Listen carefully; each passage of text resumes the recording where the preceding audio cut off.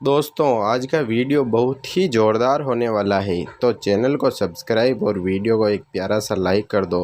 तो time waste न करते हुए ध्यान से सुनो। एक मनुष्य किसी कमज़ोर और बूढ़े व्यक्ति का धन लूटने के लिए उसकी हत्या कर देता है, तो उस व्यक्ति को निश्चित ही उसके द्वारा किए गए कर्म का पाप लगता है। और यदि दुष्ट मनुष्य किसी स्त्री के साथ जबरदस्ती बलात्कार करने की कोशिश कर रहा है, तो उस स्त्री की रक्षा करने के लिए अगर कोई व्यक्ति उस दुष्ट मनुष्य की हत्या कर देता है, तो उसका उसे पाप नहीं लगता बल्कि पुण्य लगता है।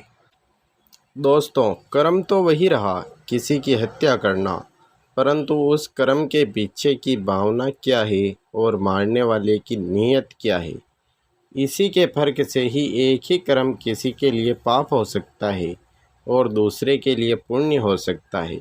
जिस भावना और नियत से मनुष्य कर्म करता है, उस नियत के कारण एक ही कर्म किसी के लिए पाप बन जाता है और किसी के लिए पुण्य बन जाता है।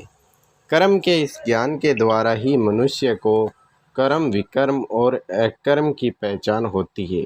दोस्तों, इसका अर्थ यह है कि मनुष्य जब निष्काम भावना से कर्म करता है, तो उस कर्म का फल उसे नहीं भोगना पड़ता, इसलिए वो अकर्म हो जाता है। कर्म उसे कहते हैं जिसे काम भाव से और फल की इच्छा से किया जाता है। उसका फल मनुष्य को उसके कर्म के अनुसार अवश्य मिलता रहता है। अच्छे कर्म का फल अच्छा मिलता है और बुरे कर्म का फल बुरा मिलता है। और जो असत्य, कपट, हिंसा आदि अनुचित और निश्चित कर्म को विकर्म कहते हैं।